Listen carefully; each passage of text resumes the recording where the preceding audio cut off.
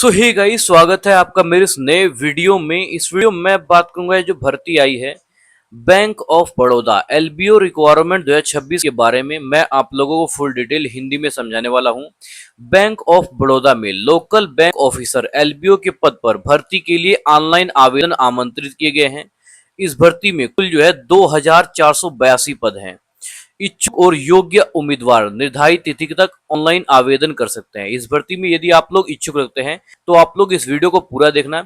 इस वीडियो में हमने कंप्लीट किया है इस भर्ती के पूरा सिलेक्शन प्रोसेस, कौन कौन अभ्यर्थी इस भर्ती में आवेदन कर सकते हैं, जो अभ्यर्थी इस भर्ती में आवेदन करेंगे उनकी शिक्षित योग्यता क्या रहने वाली है, एज लिमिट क्या रहने वाली है, यदि आप इस भर्ती में आवेदन करेंगे तो फॉर्म अप्लाई करने के लिए कौन कौन से जरूरी दस्तावेज लगने वाले हैं, इन सब के बारे में मैं आपको फुल डिटेल हिंदी में समझाने वाला हूं और आप लोगों को समझ में भी आएगा। ठीक है, चलिए इस भर्ती के बारे में मैं आप लोगों को डिटेल में समझाता हूं। यदि आप लोगों ने मेरे चैनल को सब्सक्राइब नहीं किया है तो चैनल को सब्सक्राइब कर लीजिए। ठीक है, चलिए इस भर्ती के बारे में हम लोग डिटेल में समझते हैं। ये जो भर्ती आई है bank of Baroda LBO requirement 2026 है।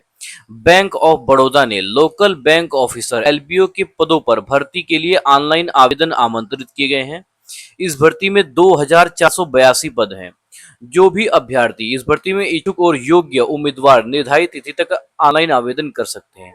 इस भर्ती में जो ऑनलाइन आवेदन जो शुरू है, आप लोग ये देख लीजिए। इस भर्ती में जो ऑनलाइन रजिस्ट्रेशन इसका जो आवेदन अप्लाई स्टार्ट है वो 18 अगस्त 2026 से स्टार्ट है। ठीक है, और ऑनलाइन आवेदन करने की जो अंतिम तिथि रहने वाली है वो 7 सितंबर 2026 रहने वाली है।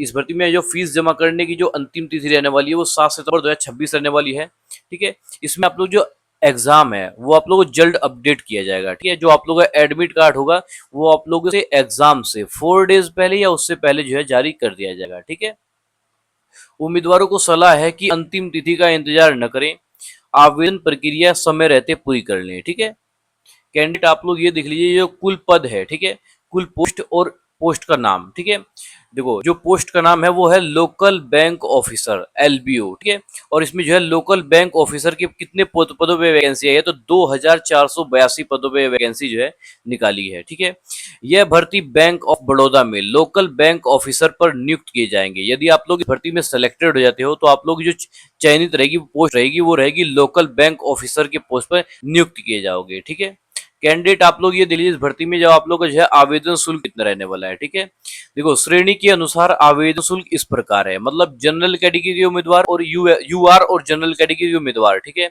850 रुपए आप लोग फीस रहने वाला है। ठीक है, और ओबीसी कैटेगरी के उम्मीदवार से 850 रुपए रहने वाला है, और ईडब्ल्यूएस कैटेगरी से 850 रुपए फीस रहने वाला है। वहीं एससी और एसटी कैटेगरी से 175 रुपए फीस रखा गया है। ठीक है, आप लोग देख सकते हो कि इन्हें आरक्षण मिला हुआ है एससी और एसटी कैटेगरी के उम्मीदवार को, तो इनका जो आवेदन शुल्क है, ठीक है, इनमें इन्हें और भी छूट मिली है। मैं आप लोग डिटेल में समझाऊंगा।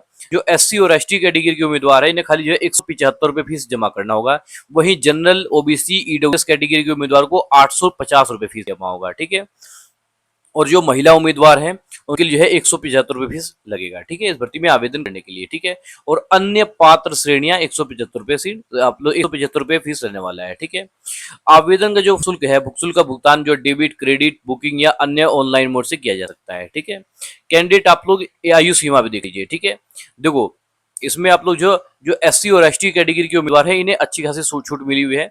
वहां मतलब कि आवेदन शुल्क में भी छूट मिली थी। अब यहाँ देखो, ठीक है, देखो जो आप लोग की एज लिमिट रहने वाली है वो आयु की गणना जो रहने वाली है वो 1 अगस्त 2026 के आधार पर की जाएगी। जो न्यूनतम आयु है इस भर्ती में, जो न्यूनतम आयु है वो 18 वर्ष है। जनरल कैटेगरी के उम्मीदवार के लिए 30 वर्ष है। ओबीसी कैटेगरी के उम्मीदवार के लिए 33 वर्ष है।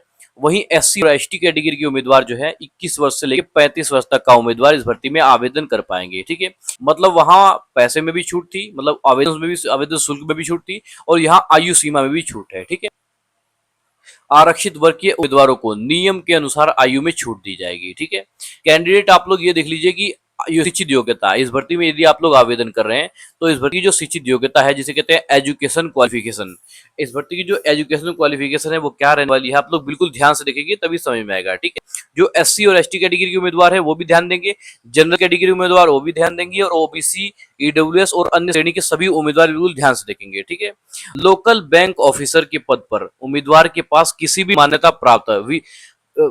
मान्यता प्राप्त भारतीय विश्वविद्यालय से ठीक है।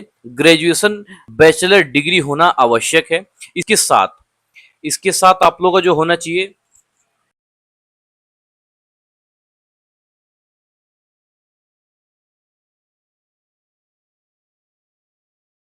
अनुसूचित बैंक और क्षेत्रीय ग्रामीण बैंक में ऑफिसर के रूप में कम से कम 1 वर्ष का अनुभव होना चाहिए। ठीक है।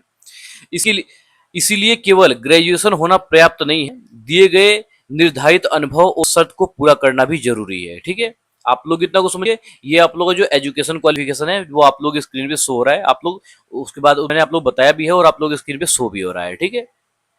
कैंडिडेट आप लोग ये देख लीजिए, भर्ती का जो सिलेक्शन प्रोसेस रहने वाला है वो निम्न चरणों के आधार पर किया जाएगा। ठीक है। बिल्कुल ध्यान से देखेंगे, सभी कैटेगरी के उम्मीदवार बिल्कुल ध्यान से देखेंगे। देखो, मैं आप लोग जो भी बताता हूँ वो शुद्ध हिंदी में बताता हूँ और आप लोगों को समझ भी आया होगा।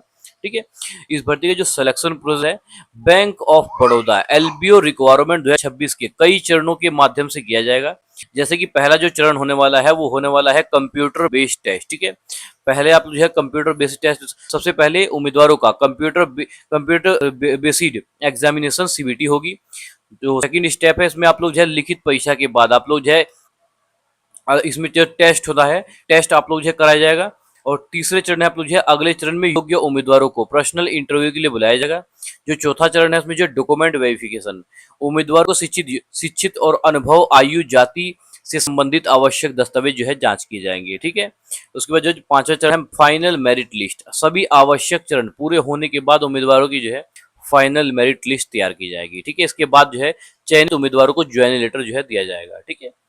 कैंडिडेट आप लोग जो है एग्जाम का पैटर्न समझ लीजिए, बिल्कुल ध्यान से देखेंगे। इसमें जो आप लोग का एग्जाम का पैटर्न रहने वाला है वो लिखित परीक्षा में कुल 120 क्वेश्चन रहने वाले हैं और 120 मार्क्स के रहने वाले हैं। ठीक है। मतलब 120% 120 नंबर के रहने वाले हैं। और जो ये क्वेश्चंस करने में आप लोग जो परीक्षा की जो अवधि रहने वाली है वो रहने वाली है 120, यानी 2 घंटे आप लोगों को पेपर करने में मिलेगा। ठीक है। इसमें जो नेगेटिव मार्केटिंग है वो 0.25 अंक की, यानी 1/4 की आप लोग नेगेटिव मार्केटिंग रहने वाली है। परीक्षा में आप लोग 4 सेशन होंगे। ठीक है। इसमें आप लोग इंग्लिश लैंग्वेज हो गया है 30%, 30 अंक के। ठीक है। उसके बाद जो बैंकिंग नॉलेज हो गया, जनरल इकोनॉमी हो गया, अवेयरनेस हो गया है, रीजनिंग एबिलिटी हो गया। ठीक है। इस तरह के आप लोग से क्वेश्चन पूछे जाएंगे। ठीक है। और परीक्षा की जो भाषा रहने वाली है, इंग्लिश लैंग्वेज सिलेक्शन करना होगा इसमें। ठीक है। और बाकी का जो है यानी यह है बैंकिंग नॉलेज है, जनरल अवेयरनेस है, इकोनॉमी है। ठीक है। रीजनिंग एबिलिटी है। इस तरह की है, हिंदी और इंग्लिश दोनों भाषाओं में होंगे। ठीक है। इसमें जो नेगेटिव मार्केटिंग आप लोगों को मैंने बताया है, परीक्षा में गलत उत्तर देने पर 0.25 अंक, यानी 1/4 की नेगेटिव मार्केटिंग होगी। इसलिए उम्मीदवारों को प्रश्न का उत्तर सोच समझ के देना चाहिए। ठीक है।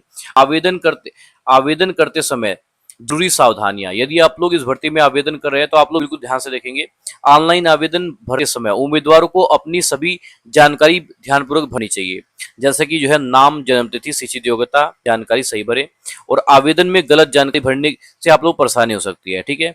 आवेदन जमा करने के बाद जानकारी में बदलाव की सुविधा उपलब्ध होने से स्थिति जो है विशेष सावधानी ध्यान रखेंगे। ठीक है। उसके बाद जो है आवेदन शुल्क का भुगतान जो है सफलतापूर्वक होना चाहिए। ठीक है। उस पर अधूरा आवेदन स्वीकार नहीं किया जाएगा। ठीक है। इंटरव्यू के समय मांगे गए आप लोग जो डॉक्यूमेंट है वो प्रस्तुत करना होगा और दस्तावेज प्रस्तुत करने पर उम्मीदवार को इंटरव्यू में शामिल होने की अनुमति नहीं मिल सकती है। ठीक है। आप लोग यदि दस्तावेज नहीं करेंगे तब ऐसा होगा। ठीक है। उम्मीदवारों को अंतिम तिथि से पहले आवेदन को पूरा कर लेना चाहिए। ठीक है। आप लोग ये देख लीजिए कि जो है डॉक्यूमेंट वेरिफिकेशन, इंटरव्यू या डॉक्यूमेंट वेरिफिकेशन के समय उम्मीदवार से संबंधित आवश्यक दस्तावेज मांगे जा सकते हैं। जैसे कि आप लोग ग्रेजुएशन की सर्टिफिकेट हो गया, मार्कशीट हो गया, पहचान पत्र हो गया, जन्म तिथि पर सर्टिफिकेट हो गया। ठीक है। उसके बाद जो है अनुभव प्रमाण पत्र हो गया, कैटेगरी सर्टिफिकेट हो गया। ठीक है। और अन्य आवश्यक दस्तावेज तैयार रखने चाहिए। ठीक है। अब यदि आप लोग कोई भी डाउट वगैरह है, कोई कंफ्यूजन है, तो आप लोग जो है वीडियो नीचे कमेंट के माध्यम से जरूर बताना। और ध्यान रखना चाहिए वीडियो में आप लोग, वीडियो के लास्ट में आप लोग इतना ही कहना चाहूंगा, यदि आप लोग इस भर्ती में आवेदन करना चाहते हैं तो आप लोग जो है आवेदन करने से पहले अच्छी तरह से इस भर्ती का जो है नोटिफिकेशन को ध्यान से पढ़ लेना। ठीक है। नोटिफिकेशन पढ़ने के बाद ही फॉर्म को अप्लाई करना, बिना नोटिफिकेशन पढ़े आप लोग इस भर्ती में फॉर्म अप्लाई मत कीजिएगा। ठीक है। उसके बाद अगर वीडियो आप लोग कैसे लगी, वीडियो अच्छी लगी तो वीडियो को लाइक करना, चैनल को सब्सक्राइब करना। मिलते हैं किसी नेक्स्ट वीडियो में, तब तक जय हिंद, जय भारत।